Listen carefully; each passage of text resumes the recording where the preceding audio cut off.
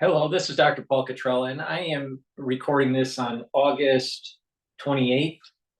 I'm going to be talking about the triple E virus, which is Eastern Equine Encephalitis. The last video I did, I focused primarily on the West Nile virus. I was going to focus on other stuff too, but it just ballooned out, and we're going to do something similar in this video with triple E virus, okay? It's really important to understand that there's two issues here. One issue is the mosquito passing on different viruses, such as West Nile or triple E. And the spraying in your community causing disruption because they're toxic chemicals. Disruption on your skin, disruption in your endocrine system, disruption with your neurons, disruption with your immune system, causing stress at the cellular level. So it's really important to mitigate that. So there's the mosquito issue and the virus that it has, which is low probability but high impact, and the chemicals that they're spraying in your community that is high probability, medium to high impact. So, it's really important to pay attention to me. You're going to need to detoxify your body because of the chemicals that they're spraying. All right. You can do that by some of the products that I have on my store. Before we talk about those products, please make sure you subscribe to all my channels. I have 4 channels on YouTube. I have Brighteon, Bitchute, and Rumble. Please subscribe to all of them. You can follow me on X, and you can follow me on GETTR, so you can get notifications on the content that I create and some of the things that I have, some of my thoughts on certain topics. In addition, you can help support my work because these videos that I'm doing are for free. I have thousands of videos for free, and it's through the support of donations and ones that are paid members on Patreon. Please donate on my store, the-studio-reykjavik.com. The link is in the description of this video. Just click the link, go to my store, the-studio-reykjavik.com, and please help by donating through Stripe, PayPal, or Buy Me a Coffee. You can also be a paid member to my Patreon channel, and by being a paid member at a higher tier level, you can get different level access to my lectures in addition to my other videos. But you can also get access to my lecture videos on pulmonology and immunology. So that helps support the channel, and it allows me to provide free content for everybody. So we're going to go over triple E virus, what it is, what's in the news, and how to mitigate some of the toxins that they are going to be spraying in the environment. It is important that if you have a good immune system, you're reducing the risks of this issue by improving your endocrine system, improving your neural health, improving your cellular health, improving your overall homeostasis. You are going to be able to weather this cold season. Now, I think it's very important to mention that they're spraying right before we get into the cold season. So they're going to weaken your system and your susceptibility to RSV or SARS-CoV-2 or influenza or something else, Mpox or whatever. Your susceptibility may increase because your immune system is down, your endocrine system is down. You have more cellular stress. You have higher inflammation because of the stuff they're spraying. So it's really important to detoxify from that stuff. So with that said, please make sure you follow and ask your social media to follow me to grow the reach so I can reach more people to inform them on how to mitigate some of these problems. What we're going to do is we're going to go over some of the news on triple E virus. This is in Massachusetts.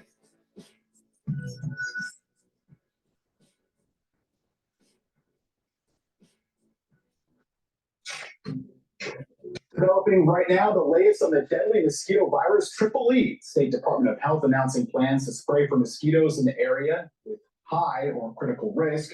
Our Aaron Logan is in that area of Plymouth where more precautions are being taken and put into place. Aaron.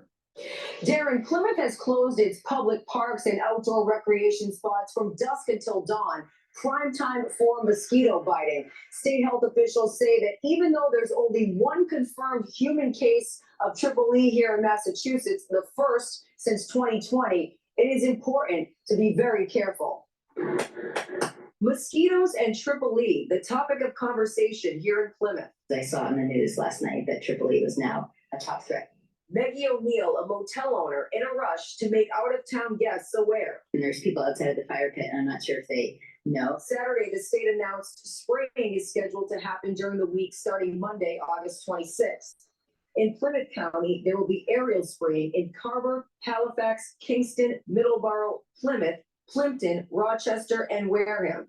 And in Worcester County, truck-mounted ground spraying in Douglas, Dudley, Oxford, Sutton, and Uxbridge. Locals are aware of the risk, but some aren't taking it as serious as others. If something's bit me, it's bit me more times than I could tell you. I don't worry about it. It's a very low percentage. It's the same every year. It's a threat every year. So I do the same every year, which is basically nothing. EEE may be rare, but according to the It's Centers low impact. See the point I'm making? They're missing the issue here. It's low impact, high. It's low probability, high impact. All right. EEE virus is low impact. Let me rephrase that. I'm a little tired. EEE is low probability, high impact. West Nile virus is a little bit higher in risk, but it's still low, but high impact. All right. But the EEE relative to West Nile is higher impact if you do contract. All right. So you got to understand the risk profile here. Low probability, high impact for West Nile and EEE. But if you do get EEE, it's dangerous, super dangerous. All right. Now, the bigger issue here isn't the low probability, high impact of the virus. The bigger issue here is the spraying of your community and how it's going to disrupt your immune system, disrupt your endocrine system, disrupt your neurons, create cellular stress, so you are weaker during the cold season. That's the issue.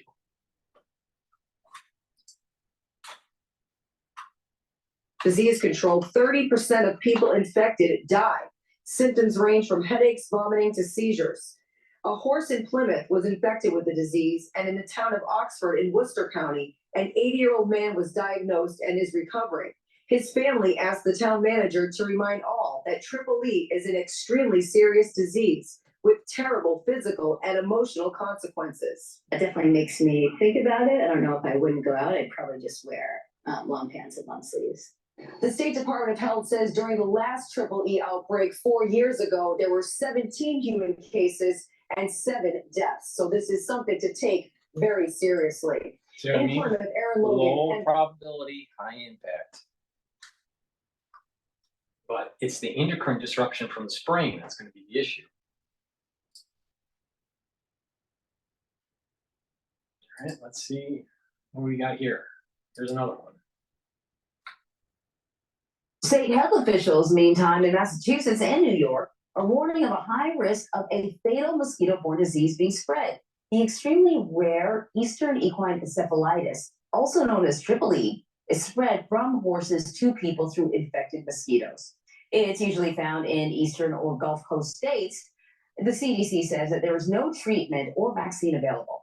The CBC's national correspondent, Errol Barnett, is joining us now from Central Park to talk a little bit more about this. Before we started talking, I'm already feeling itchy. I've never heard of this before. Health officials say EEE has been found in horses in upstate New York.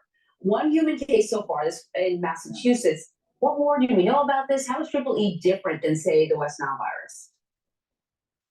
Yeah, you and me both, Anne-Marie, but we've got some bug spray, which everyone should have on supply this summer. Look, we don't want to scare people, but this EEE disease. They're worried about a low probability, high impact, but it's the chemicals that they're spraying on their body with these stupid bug repellents that weaken your immune system, affect your endocrine system, cause problems with your skin, cause problems with your neurons. They may be short lasting, maybe longer lasting, depending on your overall health. And then they're spraying in your community with these big trucks where you're going to be breathing it in and touching it when you're touching stuff that's outside, like your car. Or you're walking your pet and your pet is being exposed to these chemicals. These are endocrine disrupting chemicals. These are chemicals that cause stress in your cells. These are chemicals that weaken your immune system. These are chemicals that will make you more susceptible to other infections as we move into the cold season. That is why I am doing these videos. These viruses that they're worried about, EEE and West Nile, low probability, high impact. So if you do get EEE, which is very rare, but if you do get it, it's going to be serious. But what's going to be more probable is that you are going to have a weakened immune system because of the chemicals that they're going to be spreading. So you're going to get irritation in your throat when you are starting to breathe these things, or you're worried about contracting this stuff, all right? And you're spraying all this bug repellent. It's going to cause irritations. So what you're going to need to do is that once you start feeling an irritation in your throat, start taking the lozenges, structural nanosilver lozenges in Manuka honey. This is in a 21 count. I have elderberry zinc in a 21 count. I also have drops in 3 different flavors: honey and lemon, cherry, which is new on my store, and blueberry. All right, they're all in a 100 count for the drops. So you take the drops or the lozenges, all right, get a couple bags for your household. The moment you start feeling a little bit of an irritation from the spraying or during the cold season, take these. They'll neutralize the pathogens or the antigen or the chemical that is irritating your throat, and you're maintaining that mucosal lining. So by doing that, you're reducing the irritation and you're reducing the chances of further problem. All right. So get a couple bags for your household and take it right away when you start having an irritation in your throat. Trust me on this. All right. In addition, the structural nanosilver gel, put it on your skin. It acts as a barrier. You can put it in lightly coat your nostrils and put it around your nose, your eyes, and your ears to help protect. They'll neutralize pathogens and maintain that mucosal barrier and create that skin barrier. Okay. Really important, because you don't want those chemicals on your skin. You don't want to be breathing in those chemicals. All right. On top of, it also helps to neutralize pathogens during the cold season. All right. So please go to the store, the-studio-reykjavik.com, and get a couple tubes of this for your household. You're going to need it. I'm telling you. In addition, you need to boost up your immune system. Take the olive leaf extract. This is a dual purpose product. It will improve your immune system and your cardiovascular system. How does it work? By bringing down that pro-inflammatory cytokine response and bringing down that chronic inflammation, your immune system is going to get improved. In addition, this helps to improve your cardiovascular health by bringing down LDL levels and raising the HDL levels. So you have a better lipid profile. This is important that for cardiovascular health and your immune system. So please go to the store and get the olive leaf extract. If you get a bug bite, a mosquito bite, all right, stop itching it. All right, stop scratching it from the itch. What you want to do is get the Even Better bar from my store. This has essential oils from the Himalayas. It's an all-natural product. And what you'll do is you'll apply it on the bug bite and it will eliminate the itching in 30 seconds. Okay? You want to prevent over scratching and causing a wound that may make it more irritated and problematic. All right? So if you have kids or if you're living in an environment where there's going to be a lot of mosquitoes, it's really important to have this Even Better bar to mitigate it. It also has ingredients in it that brings down that inflammatory response. That's a part of the reason why it helps to heal the skin too at the same time. This is a dual purpose product. You can apply it on your muscles because you might get you might get sick and, you know, maybe a little bit more asymptomatic or a little feverish or a little achy. Apply it on the muscle that aches, and most likely the muscle that aches will reduce in pain, if not eliminate it. It usually happens in about 120 seconds, all right, to eliminate or reduce the pain in a muscle. So this is a dual purpose product, but it's really important to have in your medicine cabinet, because I'm telling you, you're going to need it. And when you need it and you don't have it, you're out of luck. So please go to the store and make sure you have a bar in your household. Get a couple bars of get a couple tubes of the silver gel. Make sure you get a couple bags of the lozenges or the drops, just so you're prepared. Because the season that we're going into is going to be problematic for multiple reasons, because of pathogens and because of the chemicals that they're going to be spraying. In addition, it's all over the news. They got chemtrails in certain communities. They're spraying stuff and affecting the ground and the crops. These are chemicals that are disrupting your immune system and your endocrine system. You have to detoxify these things out. And there's ways to do it. I will show you, I will tell you how to do it. In some cases, and there are some reported cases outside the Boston area, near Worcester in Massachusetts. And here's the deal. Basically, a mosquito, an infected mosquito, will bite a horse. There is no risk that it then can jump from the horse to people or from horses to other horses. But in some rare cases where people are infected by these mosquitoes with EEE, it can lead to the sudden onset of nausea, headache, vomiting, and in some rare cases, Anne-Marie, those symptoms can progress to a much more serious illness, which includes coma. And again, in rare cases, people who suffer with EEE can live on to have neurological impairments in life. And the protections against EEE are the same for any other mosquito-borne virus. It's wear your mosquito repellent, eliminate bodies of standing water, and try to close any windows and screen doors to the outside world during the end of the summer as we wrap up for the next few months. The mornings and evenings are when mosquitoes are their most active. So EEE is just another one you can add to the list of what to be afraid of, but there are smart ways to protect yourself. Well, let's talk about one we're a little more familiar with, West Nile virus. There have been 4 cases so far reported in New York State. Cases are pretty low in New York City, but what actions are city officials taking to limit the possible spread? Well, and it's a good reminder, Anne-Marie, that in all of these cases, it's the elderly and young folks who are the most vulnerable. They can be hit hardest by all of this. Some of the things they're doing here in New York City, for example, to protect against West Nile is eliminating bodies of standing water. People can, in fact, call the city and alert them to any bodies of standing water that they see that need to be wiped away, I guess, or put down drains.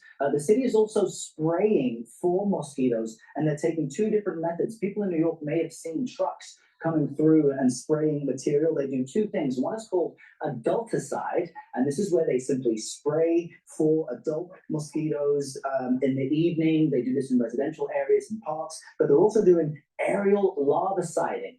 And that basically is killing mosquitoes from helicopters. They don't do this in mostly populated areas. They do this where there are not residential spots, but basically that aerial larviciding kills the mosquito larvae before they become adults. And so it's really about eliminating the mosquitoes. For us, it's wearing, this spray, wearing long sleeves, closing the doors, making sure these mosquitoes don't get around. And they're mostly active in the mornings and the evenings. So the other way, Anne-Marie, to protect yourself is stay inside and keep watching your show and keep connected with us. Well, I'm not going to argue with that piece of advice, but it is good advice, Errol. I know for me, I usually don't spray until I've already seen a mosquito. So it's good to sort of think about it ahead of time before you head out, right? To avoid being bitten altogether. Errol Barnett, thank you so much. You will never, ever see these networks mention what I am mentioning. And that is the endocrine disruption, the immune suppression, the neurotoxicity. So you think you know Wix? Do you really? The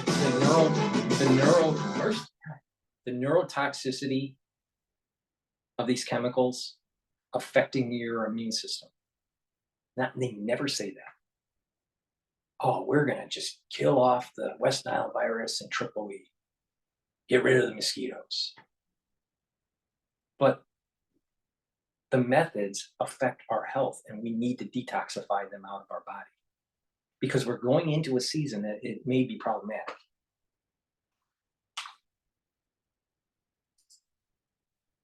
This is why I keep on saying that the majority of State the health people officials, meantime, did not. the majority of the people out there are just a bunch of idiots.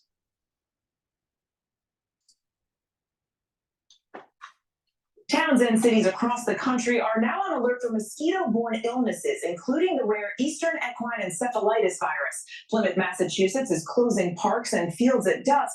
Other towns are urging people to avoid going outdoors at night during those hours of peak mosquito activity. More now from ABC's Bitchute.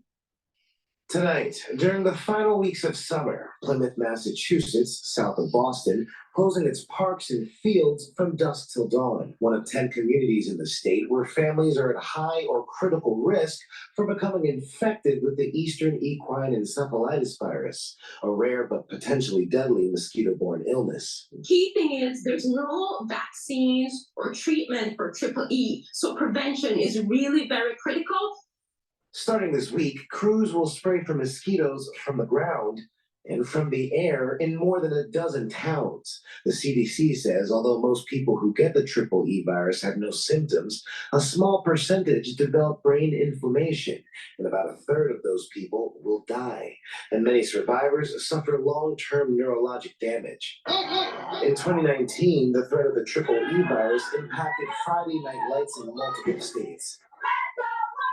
Connecticut's Windsor High School among those rescheduling their football games and other outdoor activities to before dusk to limit exposure to mosquitoes. That year, there were more than 36 cases of human triple E virus across 10 states in the U.S., the highest on record. At least 12 people died. And in New York City, crews spraying in Manhattan and Brooklyn this week to combat another mosquito-borne illness, the West Nile virus. Dr. Anthony Fauci among those in the U.S. now recovering from that virus. Mary, officials say being vigilant about practicing protective behaviors. Use repellents with EPA-registered active ingredients. When outdoors, wear clothing that covers the skin and reschedule outdoor activities to avoid the hours between dusk and dawn.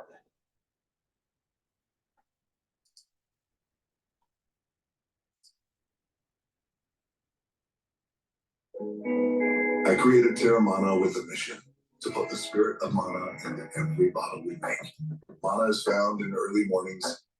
That's right. And what's really crazy about this is New Hampshire state health officials say we haven't seen a human case of triple E since 2014. So far this year, we saw one positive test in a horse, as well as in 7 batches of mosquitoes. There was also one human case in Massachusetts. What we know about the person who did die from complications related to triple E is that this person was an adult from Hampstead. The state has confirmed that they contracted a severe central nervous system disease as a result of the virus. Triple E stands for Eastern Equine Encephalitis, and it's transmitted through bites from infected mosquitoes. We spoke with New Hampshire state epidemiologist Dr. Brighteon Channel, who explains just how dangerous triple E can be. There is no vaccine to prevent these mosquito-transmitted infections. There are no specific antiviral medications to treat somebody if they become infected. So the best way to prevent infection and the complications that can arise from being infected is to prevent mosquito bites. Dr. Chan says ways you can do this is to stay covered when you're outside, and if you are exposed to the elements, use mosquito repellent whenever you can. Like in Hampstead is. Not once do they say that it affects your endocrine system, your immune system, your neurological system, causes stress on your cells. Not once. This is why I keep on saying you need to pay attention. I will navigate you through this. Some people are going to pay attention and great, but others that don't, it's their own damn fault.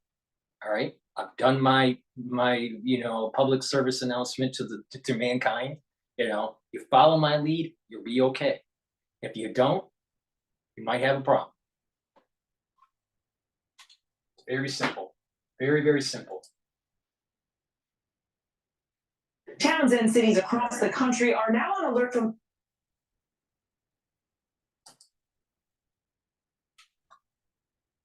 Eastern equine encephalitis is short term is EEE, is a virus infection carried by mosquitoes that can cause, very rarely causes disease in humans. And when it does cause a infection, is very, very severe. Though it's a very rare infection, we have no treatment for it to do this. And then once someone gets it, it's just all we can do is provide supportive care, and it can kill people. Well, this is a virus which is present in the environment That's why I keep on saying low probability, high impact. The virus, EEE and West Nile, low probability, high impact. The impact is even higher for EEE than relative to West Nile. But the chemicals that they're going to be spraying to prevent the bug bites are going to affect your endocrine system, your neurological system, your immune system, and cause cellular stress. Trust me on this.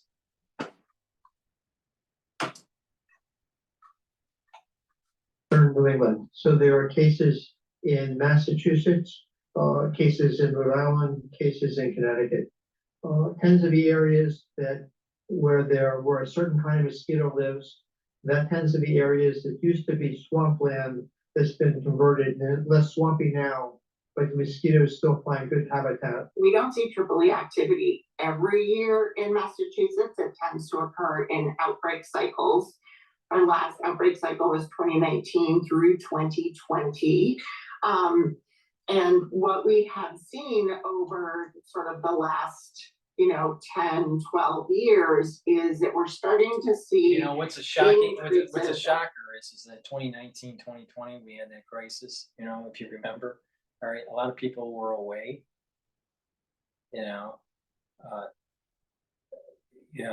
it's staying indoors in 2020. Now they didn't stay indoors in 2019, so that may be the reason why it carried into 2020. But the probability of these things are happening all at the same time makes you use that as a data point to say, you know what, there's something nefarious happening here. Like the chances of something nefarious are increasing, not decreasing.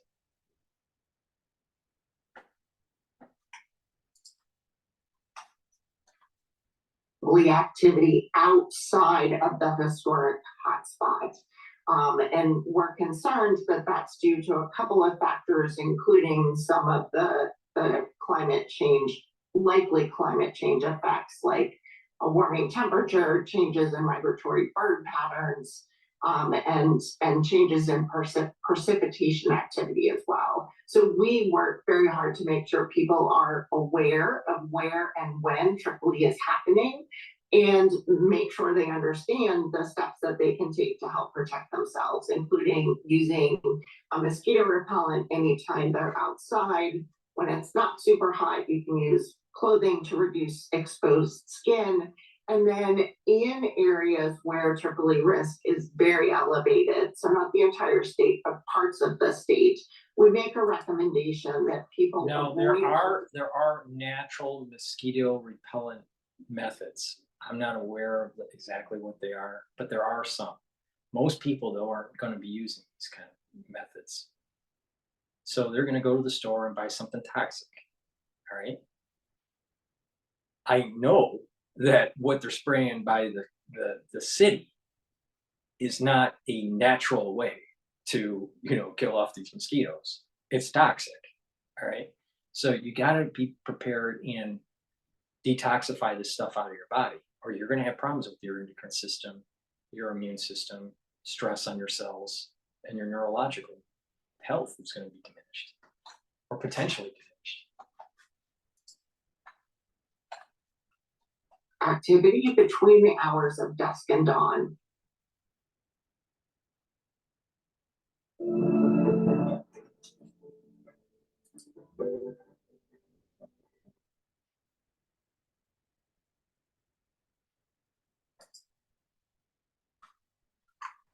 Learned the New Hampshire man who died from Eastern Equine Encephalitis, or EEE, was 41 years old. Stephen Perry's family tells us he was healthy one week and heartbreakingly brain dead the next. Thanks for being with us tonight. I'm Lisa Hughes. And I'm David Wade. Thank you for joining us. This is the state's first confirmed human case of EEE and first death since 2014. The Hampstead, New Hampshire man had been hospitalized with severe central nervous system disease. WBC's Louisa Mueller is live for us in Hampstead tonight, where members of the community are now on heightened alert for mosquitoes. Louisa. Well, David and Lisa, I just spoke with the mother and the sister of Stephen Perry. You said it. He's 41. This is a young man. They say he had no underlying health conditions. And now they're grieving, but they also want to emphasize that this is a rare virus, but it is not treatable. So they say protection is vital. His family says he was funny, smart, and driven. But in 1 week, everything changed. 41-year-old Stephen Perry from Hampstead, New Hampshire, went to the hospital with a brain infection and died from Eastern Equine Encephalitis, or EEE. This is a small town, and the idea that somebody already died from this before we'd even heard anything really about it is pretty scary. It's a rare virus transmitted by bites from infected mosquitoes. It can also cause severe brain damage and death. Up to a third of people die from their disease, and then many of the people that recover end up having lifelong disabilities. And while Hampstead already monitors its mosquitoes and may spray its sports fields, New Hampshire State epidemiologist Dr. Benjamin Chan says granted spray the sports fields, it's football season, your kids are, playing on the field, they're being exposed, their skin's being exposed to the field, they're breathing in those chemicals. This is a problem. This is why I keep on saying, again, these chemicals are going to disrupt your endocrine system. It's going to put cellular stress, create free radicals. It's going to cause problems with your neurons, and it's going to affect your immune system. This is why you need to boost up your immune system, soak up those free radicals, and protect your neurons. All right, and detoxify the body. I'm going to tell you how to do that. All right. Go to my store, the-studio-reykjavik.com, and get the C60. C60 is a very strong antioxidant. All right, you can get it in MCT coconut oil, you can get it in extra virgin olive oil, and you can get it in coconut oil. I'm sorry. Wait a minute, let me get this straight. MCT coconut oil, extra virgin olive oil, or avocado oil. All right. With these different oils, all right, C60 is dissolved. C60 is a molecule that is carbon molecule of 60 carbons, and it helps to soak up free radicals, neutralize those free radicals. All right, these free radicals, once they're neutralized, will not cause damage to the cell. All right, you take a teaspoon of this a day. Just take a teaspoon of it a day. It'll soak up those free radicals. Okay? This is taking a lesson learned from the anti-aging crowd and the longevity crowd. By taking strong antioxidants, you're reducing cellular stress, so it improves your mitochondrial health, and your cells will have more energy. Okay? This also helps with your neurons, because by improving the neural health, by bringing down the free radicals, and by improving your mitochondrial health, you'll have more energy to create those neurotransmitters. And so the neuron is healthier, all right? So it's really important. So take C60, take a teaspoon of it a day, every day, and by doing that, you're going to soak up those free radicals. All right. So please go to the store, the-studio-reykjavik.com.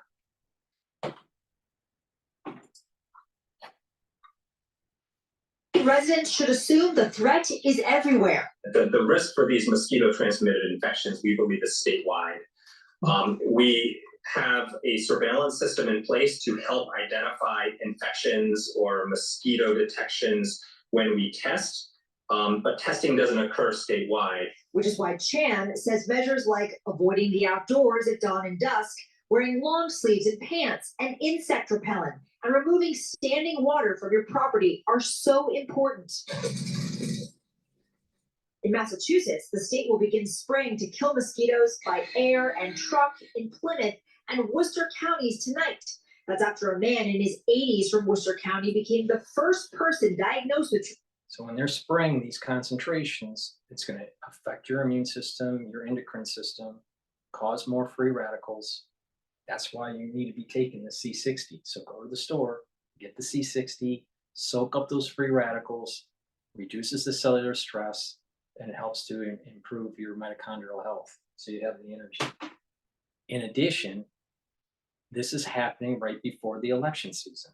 So people may be fearful to go to the ballot box. Maybe they'll do mail-in ballots.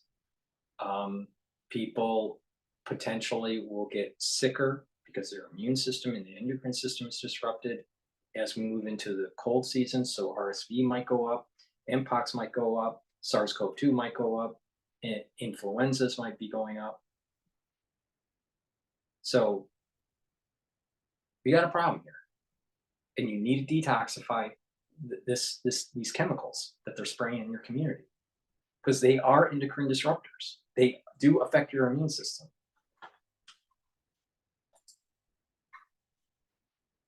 In the Commonwealth since 2020. Across the region, the message isn't panic, just protection. And let's just say that there's nothing nefarious going on, and they're just spraying chemicals to kill mosquitoes. What if they're spraying something in certain communities that launches something more serious during the cold season on purpose? We don't know. No one knows what the hell they're spraying. No one's doing a third-party test. But it concerns me. The New Hampshire health officials also want to emphasize that the risk from triple E will not go away for a few months until the first frost happens and it wipes out the mosquito population. So stay vigilant. Live in Hampstead, New Hampshire, Louisa Moeller, WBZ News. All right, Louisa, thank you. Now, while West Nile and Triple E are both mosquito-borne illnesses, they're actually very different. So I want to break that down for you. 80% of people infected with West Nile will have no symptoms. Those who do may experience a fever, headache, body aches, or nausea. West Nile was just in the news because Dr. Anthony Fauci was hospitalized with it. But fewer than 1% will develop a severe illness, which could lead to a coma or paralysis. Triple E, though, is much more rare and much more serious. High fever, stiff neck, and a headache that may start 3 to 10 days after a mosquito bite. The most serious complication is inflammation and swelling of the brain. The disease progresses very quickly, and there is no treatment. Well, our WBZ Next Weather team has an exclusive partnership with the Centers for Disease Control and with Johns Hopkins University. Our chief meteorologist, Eric Fisher, is here with us. Exclusive relationship?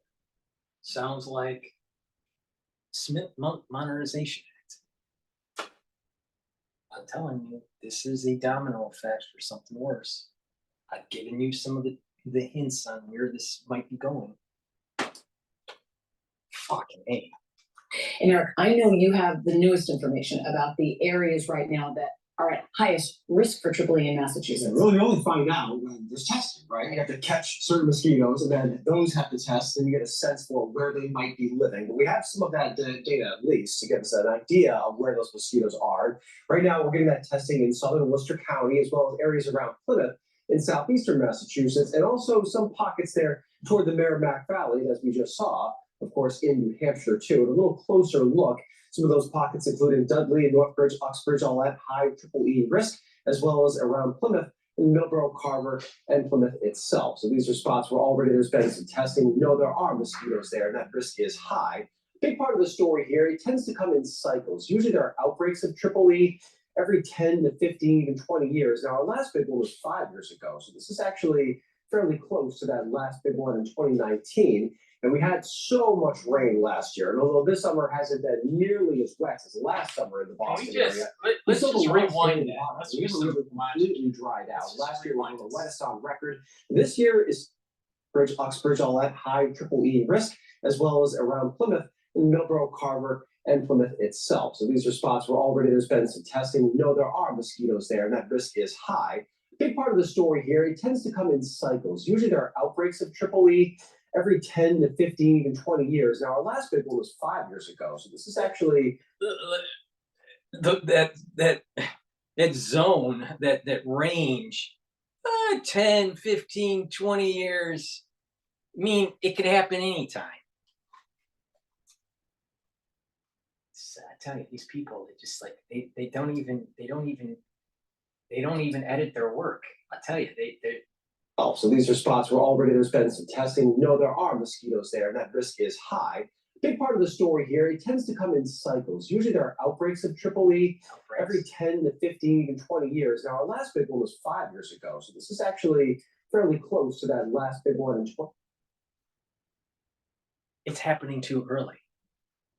But he's trying to spin it as if this is a normal situation. This is another data point. Zooming out, this is another data point that something nefarious is fucking happening. And it's tied to the mosquitoes and or the spraying. Let's repeat that.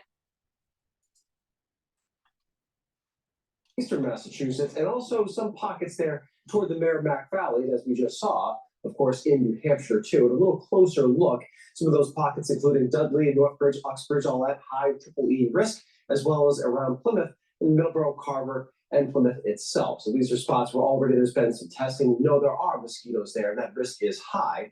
Big part of the story here, it tends to come in cycles. Usually there are outbreaks of EEE every 10 to 15, even 20 years. Now, our last big one was 5 years ago. So this is actually fairly close to that last big one in 2019. And we had so much rain last year. And although this summer hasn't been nearly as wet as last summer in the Boston area, we still have a lot of standing water. I mean, we never really completely dried out. Last year was one of the wettest on record. This year is still the 5th wettest on record in Worcester and sitting at number 22 in Boston.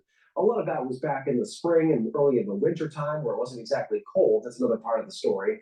And so really, we don't have a lot of places that have dried out. There's a lot of standing water still, ponds still very full, wetlands still very full. That's breeding ground for mosquitoes. And there really hasn't been much cold over the course of this year. Every month has been warmer than average, except for this August actually might be the first cooler than average month. But the Bill Gates start talking about doing experimentation with mosquitoes, right? You know, having mosquitoes trying to genetically modified where they kill off certain sexes. I think it's the males that are killed off only. Maybe it's just the females. I'm not sure which. There's some experimentation with inoculations. The election is coming up. That is, you can see how the national security state is having a convulsions because of the Trump campaign.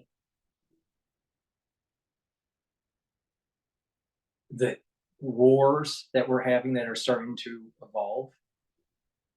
I'm not so sure that this is natural. It could be, but it's happening a little bit too early and a little bit too close to some important events that are taking place, like the general election in the United States.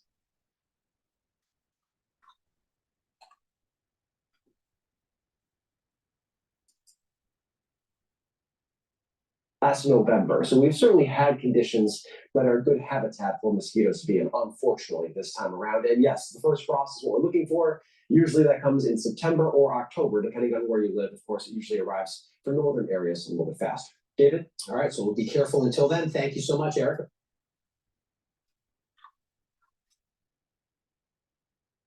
When I was a kid, it was wetter. There was more precipitation. We didn't have this problem. It is hotter out now. The lawns and stuff get dry quickly. And you're having more problems. Now, as temperatures go up, then the whole mosquito population is moving from the equator and moving northward. That's true. But why is this all happening? Why is this all happening at a very important nexus point? in our geopolitical landscape, our domestic and international landscape. I can't prove that's nefarious, but just when you look at the metadata, it's leaning towards that. But for sure, the chemicals they're spraying disrupt your endocrine system, even if it's chemicals that are just for trying to kill off mosquitoes. But if they're putting stuff in there that are for other nefarious reasons, we got a bigger problem.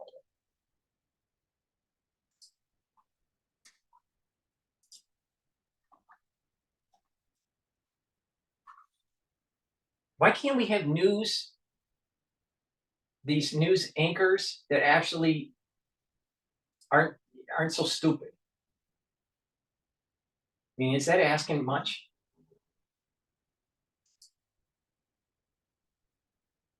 A threat related to mosquitoes is forcing authorities in Plymouth, Massachusetts to close parks and fields at night. The public health department says it is necessary after a man in his 80s contracted equine encephalitis.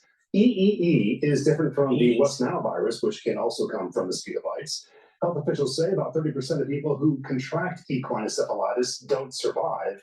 No other cases have been reported. West Nile is also a threat in Massachusetts right now, with 8 jurisdictions at high risk. Hello, I'm Mark Brown. Get more great ABC7 content by clicking the subscribe button for our YouTube. Great content, really? Really? Amazing. All right, before we go into a little bit deeper dive of EEE, please go to my store, the-studio-reykjavik.com, and get this new product I have, vitamin K2. This is the MK7 molecule. This is important for bone health and also cardiovascular health. All right.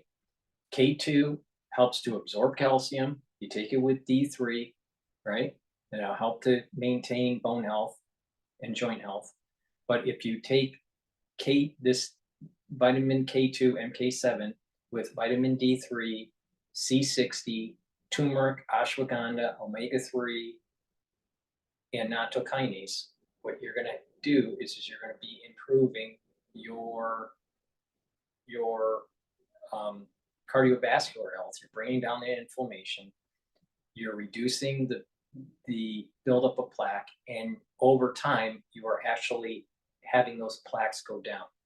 Because if you control your blood glucose levels and maintain low oxidized stress for the LDL, and you bring down your LDL levels, and you're bringing down your LDL levels through the nattokinase and the omega-3, you're reducing the buildup of these plaques. All right, the K2, the ashwagandha, and the D3 help to kind of slowly have these plaques diminish. So it's really important. Cardiovascular health and bone health. All right, and the protocol for the cardiovascular health is K2, the D3, the ashwagandha, the turmeric, the C60, the omega-3, and the nattokinase. All right. By doing that, you mix those together, and you're bringing down the plaque buildup, and you're reducing additional plaque buildup. All right. It's up to you. You can take my advice or not. Now, again, I told you the mechanisms. The ashwagandha helps to control the blood glucose levels and reduces that pro-inflammatory response because of the glucose levels. The turmeric brings down the inflammatory response to reduce the migration of the macrophages and reduces the chances of the intima of the vascular system from being perturbed. The C60 reduces oxidized LDL levels because it's getting rid of the oxidized stress.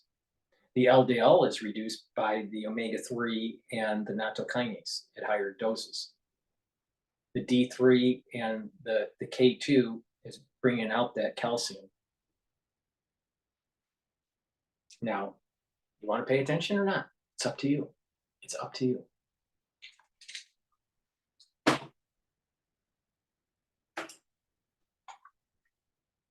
To speak. I wanted to talk about what's going on with EEE virus. Last year, we had the largest outbreak of EEE virus in more than 50 years. And most of those human cases were centered in the Northeast in just 4 states, in New Jersey, Connecticut, Rhode Island, and Massachusetts. So I wanted to talk about sort of the long-term trends that are leading up to the increased activity of this virus. If this is all natural, if it's all natural, why does it seem like God hates liberals? Because these are attacking liberal states.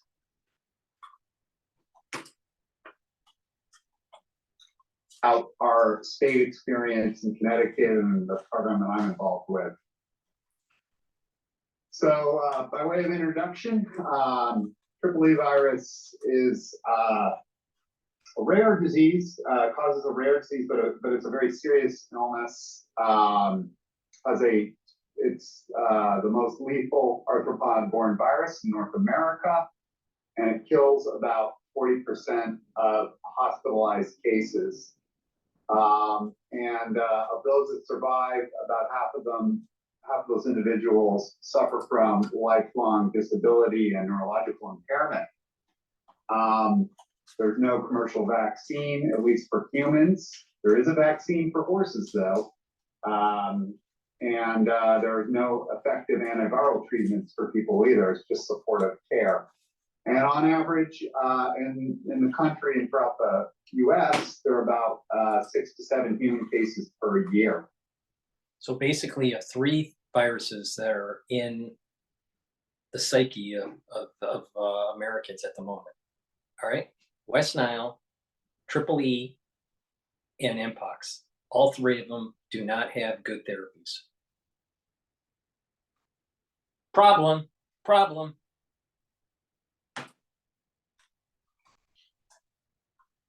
But this virus can cause disease outbreaks where cases cluster in space and time.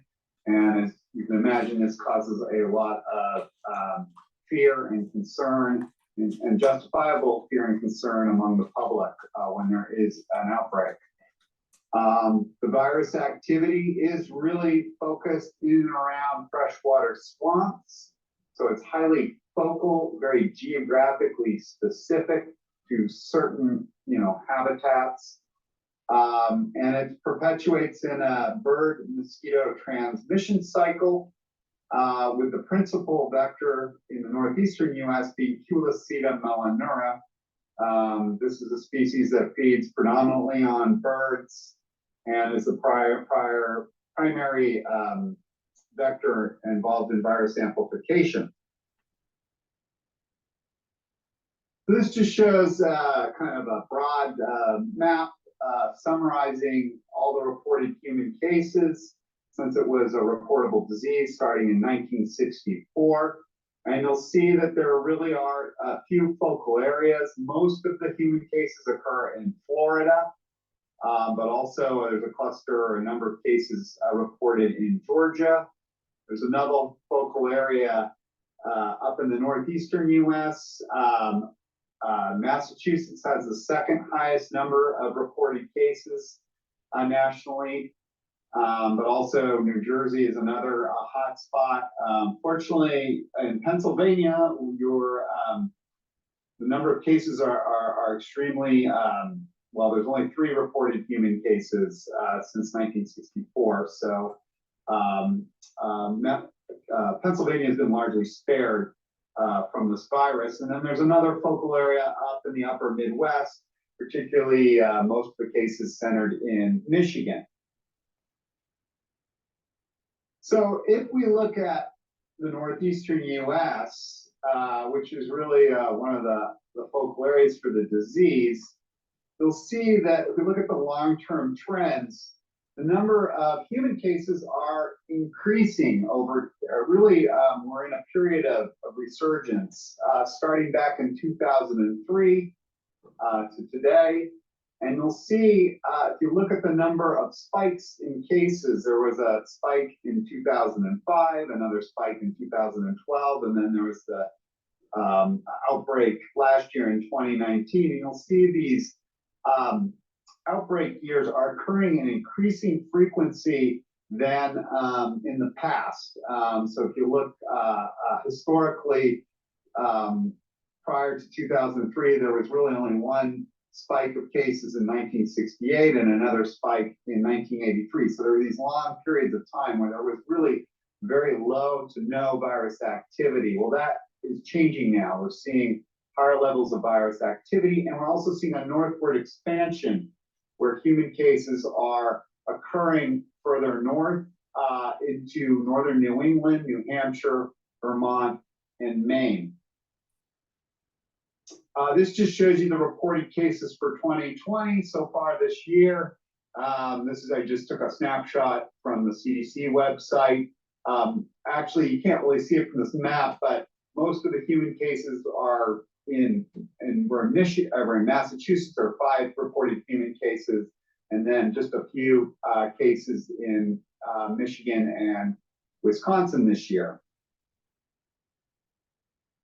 So when we look at the factors contributing to the resurgence of EEE virus, there are a number of long-term changes in the landscape that are likely to lead to more EEE virus transmission, starting really way back to the turn of the century with the abandonment of agriculture in the Northeast, and much of the land has been restored to its forested state. This creates the appropriate habitat for the main vector Culicida melanura, which are these forested wetlands. So with wetland restoration and forest reforestation, that will lead to increased habitat for Culicida melanura. Also for the birds that transmit the virus as well, are involved in virus amplification. Also, we look at these changes over time. There's been a lot of growth and development and fragmentation into the forested sites and development around these critical wetland habitats, which will serve to increasingly expose people to EEE virus infection. And then finally, the climate is changing as well in our area, and we're seeing milder winters, warmer summers, and both extremes in precipitation and drought. And this will likely have a number of impacts on mosquito populations. It could enhance overwintering survival of Culicida melanura, extend the transmission season, so we have a longer mosquito season each year, and accelerate the generation time of mosquitoes with warmer weather and increasing the frequency of blood feeding as well. And this could also allow the mosquitoes to expand their range northward, particularly Culicida melanura, which is the main vector. And we're seeing EEE virus as far north now as Canada and up into Maine.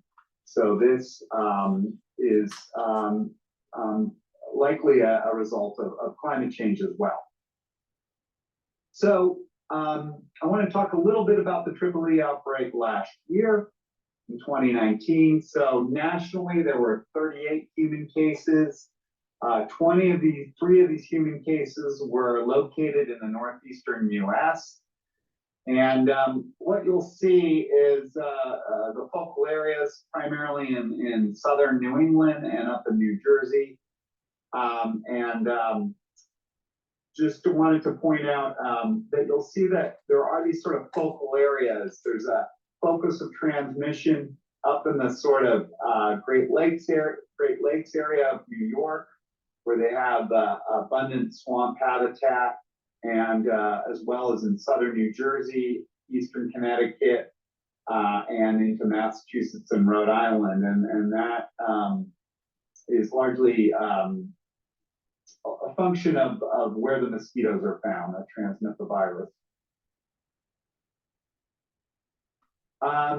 So when we look at what happened last year, it's worth kind of revisiting some of the conditions that are known to favor EEE outbreaks. So this is, we look at sort of the EEE literature, there are a number of variables that have been identified as important risk factors for EEE virus transmission and outbreak years.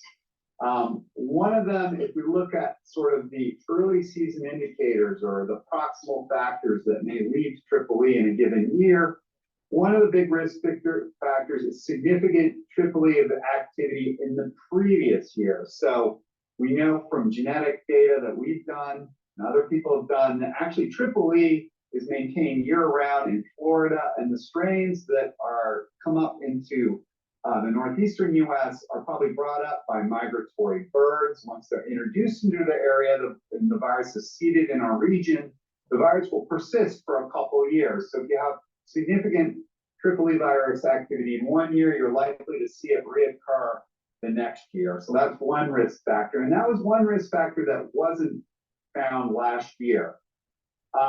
One of the other risk factors is mild winters with insulating snow cover. So Culicida melanura overwinters as larvae in these subterranean crypts, that little water pockets that form in the base of trees.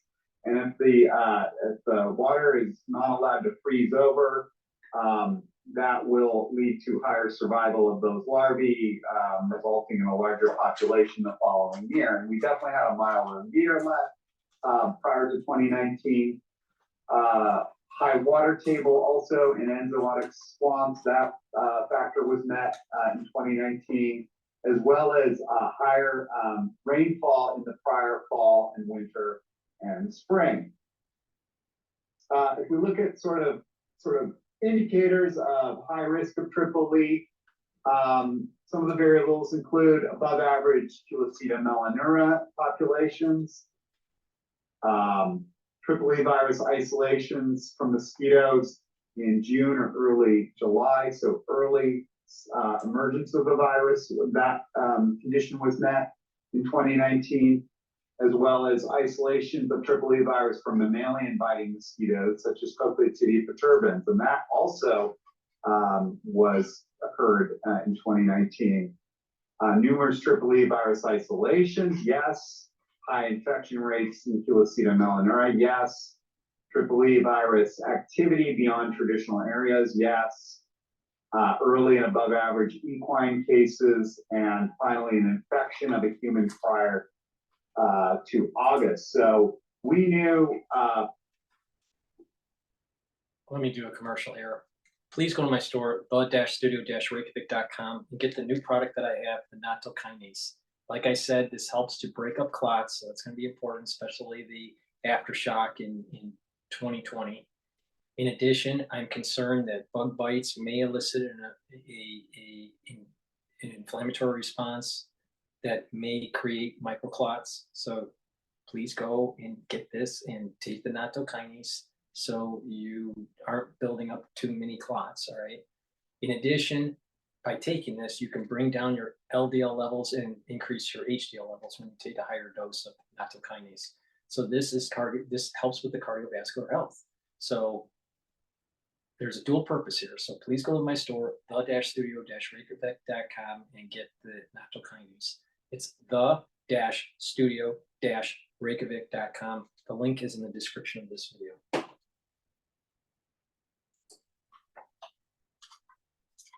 Actually, kind of early on, we were kind of in for it in 2019, given all of these factors were in place in 2019. It really was a perfect storm that led to that massive outbreak last year.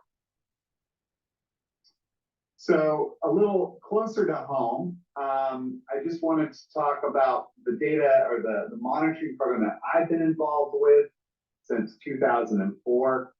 This was established in 1997 after a EEE outbreak in 96. And we're monitoring mosquitoes by trapping them at we're up to 108 locations statewide. Each site, we set two kinds of traps, CDC, CO2 baited light traps, and gravid traps. And then all the mosquitoes that are collected at these locations, we set the traps on a 10-day rotation at each site, and all the mosquitoes are brought back to our lab in New Haven, are sorted, identified to species level, and tested for virus infection. And this serves as the backbone of our surveillance program. It provides an early warning system and allows us to assess risk of human infection in advance of human cases. So this is a summary of all the EEE virus activity, really since '96, in the state of Connecticut. And you'll see all the dots represent mosquito trapping stations in the state. And a lot of the traps are set in sites where West Nile virus is at risk, in those more urban districts, indicated in red, up in the Hartford area, New Haven area, and in this urban corridor between New Haven and New York City.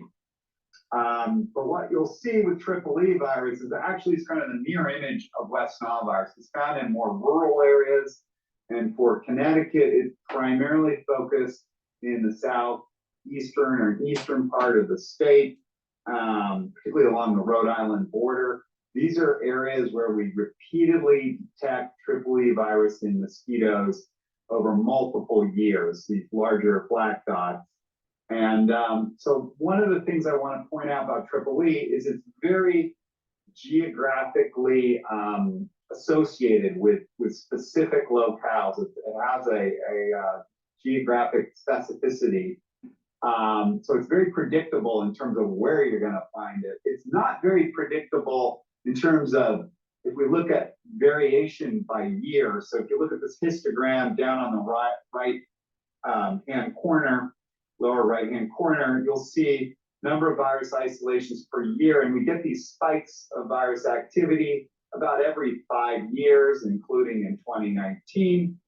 And so that is largely somewhat driven by weather variables. So the newscaster on the previous video didn't get it right. It's not every 10, 20 or, every 10, 15, 20 years. It's every 5 years. It's just like variation, but there are other factors as well that are behind those, behind that variation we see from year to year. I also want to point out, so we've known about EEE for some time, and we've had actually, there have been reported equine cases dating back to the 1930s in Connecticut. But human cases are a new phenomenon. So we had our first human case in 2013, or I should say documented human case. Maybe there were more before it and we just didn't know about it. But there was a human case right up on the Connecticut border, on the Rhode Island border. And then in back in 2019, we had actually 4 human cases last year, and those were focused or concentrated in this lower Connecticut River Valley area. And so that was a little surprising to us because most of our virus activity is right up along the Rhode Island border. And so it was in a kind of a new region for us, and in an area where we don't have a lot of mosquito traps to begin with. So it was very frustrating when that outbreak hit. We didn't have the traps where we needed them. This just shows sort of the habitat where we're finding EEE. These are kind of the textbook kind of locations where Chiloceta melanura is found. The larvae develop in water in these underground crypts, little water pockets that form at the base of swamp trees. And sometimes you have to go really, really far down with your dipper to get to the water where they're found. So it's these very cryptic habitats. Sometimes they're found in a little more open pools, as you see up in the left, upper left panel. But for the most part, it's very hard actually to sample the larvae themselves. And you can imagine this would be also a very hard mosquito species to control by larviciding. And so, because they're in these very difficult, inaccessible, they're developing in these inaccessible habitats. So this just shows a summary map of EEE virus activity last year. As I mentioned, we had 4 human cases in Connecticut. Also, we had a number of equine cases, most of those in the Connecticut River Valley area, as well as a few cases along the Rhode Island border. We knew back in 2019 we were in for it just based on our looking at numbers of Culicida melanura per trap week. The numbers were well above average. They were about 2 to 3 times higher what we normally collect in any given year. This blue line shows the long-term average over 24 years of collection data. And we see that Culicida melanura were well exceeded historical norms that year. And we're kind of holding our breath, hoping that EEE virus would not be introduced into our area, because we knew it was really the perfect conditions for this virus. So this shows the epidemic curve of EEE virus in Connecticut based on, so the bars show detection of virus in mosquitoes, and the red bars show detection in avian biting mosquitoes or non-mammalian biting mosquitoes, primarily Culicida melanura. The blue lines show detection of virus in mammalian biting mosquitoes. And what you'll see is that we first collected the virus as early as late July. And what I think is really worth pointing out here is just how rapidly the virus will escalate. You know, from our first detection of the virus, we very rapidly saw a steep buildup of virus. The first horse cases were they weren't reported, they were they developed, the date of disease onset was as early as the first week of August. So the horse cases followed soon after we detected it in mosquitoes, and human cases were started in the third week of August till the middle of September.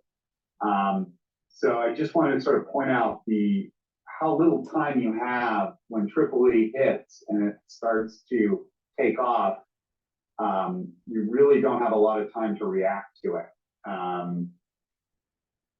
Prevent, you know, human cases or horse cases for that matter. This just shows our breakdown. So we detected breakdown of EEE virus in mosquito pools by mosquito species in Connecticut during that year. So we detected the virus in 122 mosquito pools, representing 15 species. The vast majority of infections were detected in Culicida melanura, and followed by a number of other species. Some of the species have been implicated as potential bridge vectors because they feed opportunistically on both birds and on mammalian hosts and humans. And that includes species like Cochleotidia perturbans. We had 6 detections or 6 positive pools of that species. Ochlorotatus or Aedes canadensis, we had 5 positive pools. Aedes vexans, we had 4 positive pools. And Culex salinarius, we also had 4 positive pools. So we're detecting it not just in bird biting mosquitoes, but also significant infections in some of these potential bridge vectors. So, you know, please go to my store, the-studio-reykjavik.com. It's the-studio-reykjavik.com, and get the ubiquinol. It's a new product that I have on my store. It's the active form for CoQ10. You should be taking this every day. I take CoQ10. I've been taking it for years, but now I can finally have a product on my store that you can purchase at a decent price to be able to add it to your protocol. But take ubiquinol every day. What this does is it's an antioxidant. It also helps to boost up your energy levels, and it is also a neuroprotector. So please go to the store, the-studio-reykjavik.com, and get the ubiquinol. It's the active form for CoQ10.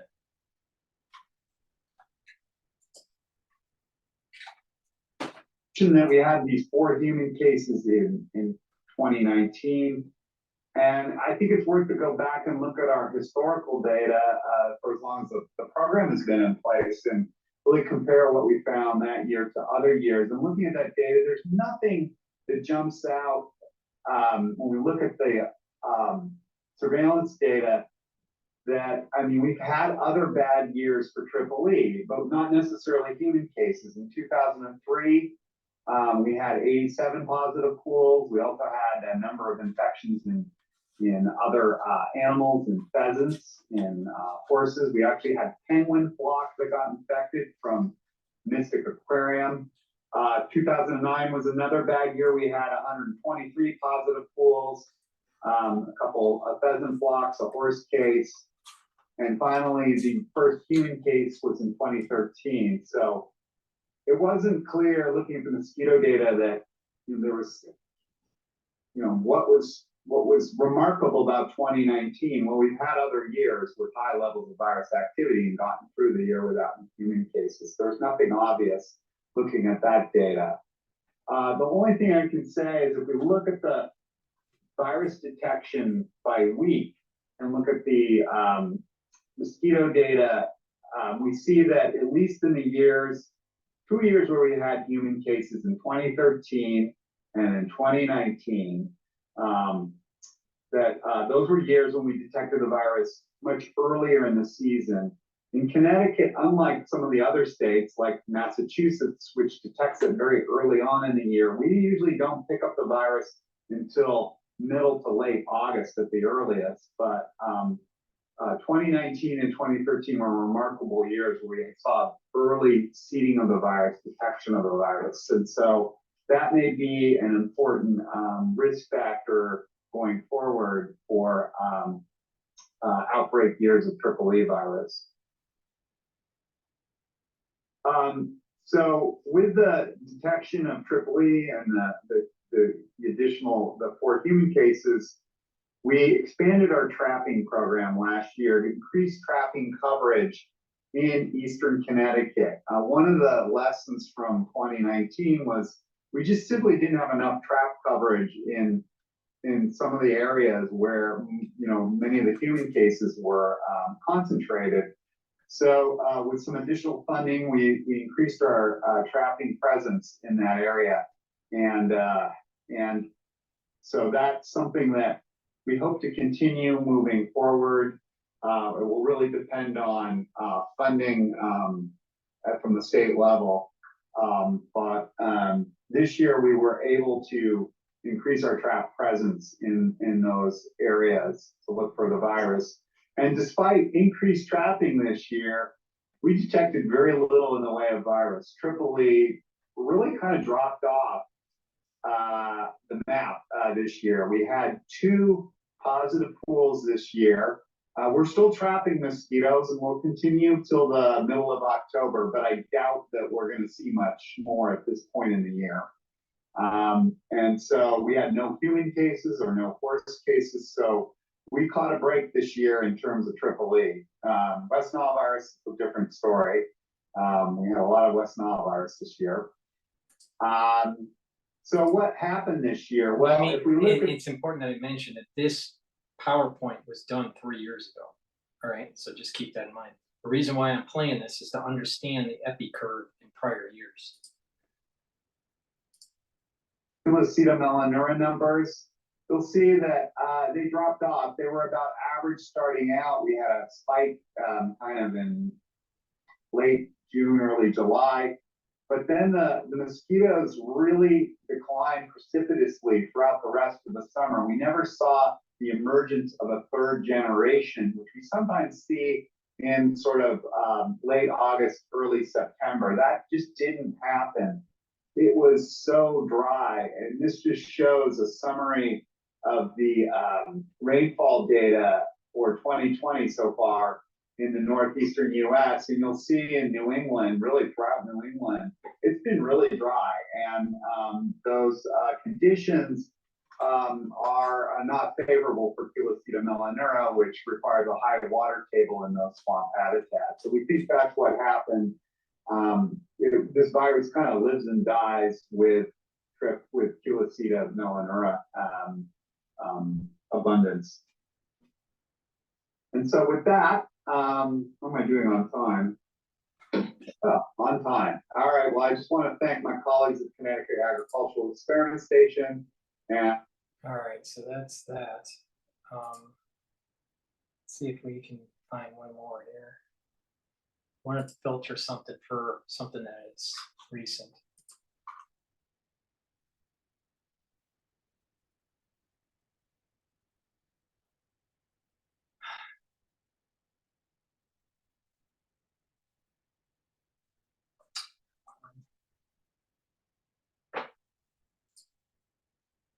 Here.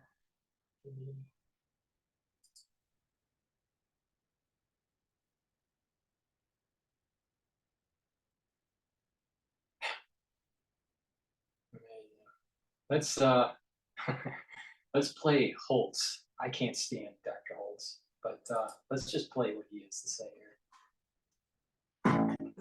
Your future is at your fingertips. Take advantage of the flexibility and diversity of futures trading with Ninja. And we have to be. My caveat is I don't like this guy. He's obviously on the take. All right. And it's important to mention that EEE and West Nile are rare, but high impact if you get it. It's even more high impact for EEE relative to West Nile. I am concerned not so much of the virus. I'm concerned about the endocrine disruption and the immune disruption from the chemicals that they're spraying because they're toxic. And that's why I keep on saying, go to my store and get the zeolite and make sure you get the NAC to be able to detoxify this out of your body. All right. NAC is a detoxifier. Zeolite is a detoxifier. And to help to bring down those free radicals, you want to take C60 to bring down that cellular stress and those free radicals to help to have those cells boost up their metabolism and their processes. All right. We're going to be bombarded in these areas where they're going to be doing these sprayings. We're going to be bombarded by things that affect our endocrine system, affect our immune system, increase our free radicals, and they're also going to affect our neurons, our nervous system. So it's really important to take C60 to bring down those free radicals and take NAC to detoxify. It also brings down the free radicals, and take zeolite to neutralize those chemicals and for you to urinate them out. It's really important. If you don't pay attention to what I'm saying, you're gonna have problems. Now, what I just said in such a short amount of time, right, is gonna be more profound than anything that this asshole has to say. And here's why. Yeah, these mosquito-transmitted viruses are indeed accelerating, Chris, and it's happening not only in the eastern half of the United States and on the Gulf Coast and where I am in Texas, but it's also happening in the Caribbean, and it's happening in Brazil and in Central Latin America. So it's a hemisphere-wide problem, and we're seeing the sloth fever is also called Oropouche virus, and that's thousands and thousands of cases now in Brazil, and it's even been linked to birth defects. And we're seeing importation cases here in the United States. What affected Tony Fauci, our mutual friend and colleague, is West Nile virus, and that's on the rise. We're also seeing a lot of dengue fever now in Brazil in unprecedented levels, and that's now expected to hit the Gulf Coast of the United States. So we're getting ready. This is going to be one of our new normals, unfortunately, in the summer and early fall in the United States and in the Western Hemisphere. Why now? What do we do about it? What do we do about it? Well, I think one of the problems is when someone comes in to see their physician, say they go into an emergency room and they have say a fever and a rash or headache or what's called photophobia, they're afraid of the light. First of all, a lot of the doctors aren't even trained to recognize these arbovirus infections, arthropod-borne virus infections. Problem number one. Problem number two, the early phases of the illness are very non-specific, so the doc or the healthcare provider doesn't really know what they're seeing, and we don't have good what are called point-of-care diagnostic tests. So by the time someone gets diagnosed, it could be days afterwards. So what I think we need to do is implement a very detailed system. We're trying to do this now at our National School of Tropical Medicine, a detailed surveillance system where we're looking at collecting mosquitoes, doing the full genomes of the mosquitoes and their viruses, doing wastewater testing, and get a more complete county by county map or district by district map. The other problem is our fragmented health system. So some county health departments do what's called surveillance. Others don't. Some have capability for mosquito control. Others don't. So the whole system needs to be upgraded. Is there medicine? Because the whole stay indoors thing is not going to work, especially with people coming off of COVID. You know how they feel about that. So, yeah, I mean, is this just some cyclical thing, or is there something we can take, or do you just have to spray like crazy? I mean, what are you supposed to do? Well, I think there's a couple of things. One, it's really important that people take personal protective measures. So, for instance, I try to get my 10,000 steps in every day, and I do an early morning walk in the morning and then one in the evening, which is unfortunately the maximal time when Culex mosquitoes are biting. So what I do, even though the weather's warm, I'm in full sweatpants, hooded sweatshirt, and a cap, and then on the exposed parts of my dorsal palmar surface of my hands and on my neck, I put on an insect repellent that contains 40% DEET. People, in my neighborhood sometimes look at me like I'm a bit crazy, but I say, look, I don't want to get West Nile virus. I don't want to get some of these other conditions. So that's absolutely important, in addition to the county and the city doing appropriate mosquito control interventions. Dr. Hotez, thank you very much, but I got to tell you, I don't feel a lot better. I know it's real, but here's one more thing to worry about. Thank you very much, Doc. And as it progresses, please reach out to us.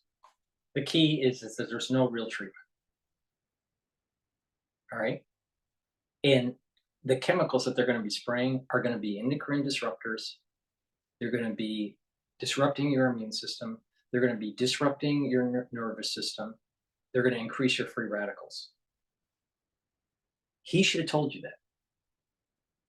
Because we're going into the cold season now with a compromised homeostasis. All right? Please go to my store, the-studio-reykjavik.com, and get the NAC. NAC is a very strong antioxidant because it brings up the glutathione levels. It's synergistic with C60. C60 soaks up the free radicals through the C60 molecule. NAC soaks up free radicals by boosting up the glutathione. NAC also helps to detoxify your body. And NAC also helps with mood, mental health, all right? We're gonna be going through stressful times, and people are gonna need to not be so stressed out, and they need to be calmed down and all this stuff. So it's really important to maintain mental health, bring up your glutathione levels so it's a strong antioxidant and help to detoxify your body. This is also synergistic with the protocol with the zeolite, because the zeolite is going to also help to detoxify your body from these chemicals. So it's really important, all right? So please go to the store and get the NAC. You should be taking this every day. It's a compound that people take from the anti-aging and the longevity crowd, right? And the reason why we were taking it was because it boosted up your glutathione levels, and you couple it with other antioxidants, and it helps to slow down the aging process and boost up the health of the cell. This is going to be important to detoxify your body, all right? You can learn from the people, I'm going to repeat this again. You can learn from the people that are part of the anti-aging and the longevity movement with what is going on right now. Because we've learned on how to detoxify the body and how to reduce the cellular stress. This person did not say anything about that. This guy is on the take, and he is part of the medical establishment problem that we have in America. So please go to my store, the-studio-reykjavik.com. The link is in the description. You better start listening to me, because if you don't, you're going to regret it. So go get the NAC, detoxify your body, boost up those glutathione levels so you can soak up those free radicals. All right? Go to my store, the-studio-reykjavik.com. Lastly, this is another product that I have in my store that's new. It's NAD+. It's important to take every day. Why? It helps with boosting up your energy levels. It will help to improve your brain function. All right. So please go to my store, the-studio-reykjavik.com, and get the NAD+. This is also very important to reduce and improve the damage that is taking place on your DNA. So when you have cells that are stressed or you get older, you build up DNA damage.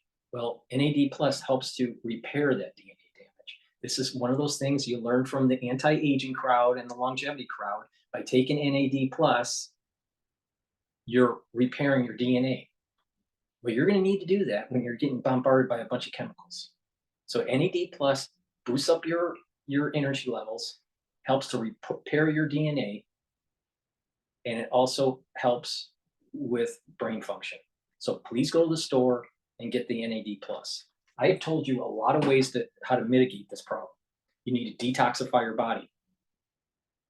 You need to take antioxidants. And you need to take products like the structural nanosilver gel as a barrier on your skin, and to mitigate any irritation that you may start to get in your throat by taking the lozenges and the drops. Okay, I gave you the recipe to mitigate this. Way more important than anything that he said. With the chemtrails, with the PFAS, so the chemtrails, the PFAS, the mosquito chemical spraying, we are getting bombarded. Our immune system, our endocrine system, our neurological system is getting bombarded. And I just told you on how to mitigate it. All right? So please go to my store, the-studio-reykjavik.com, and take charge of your health. Thank you for listening, and have a nice day.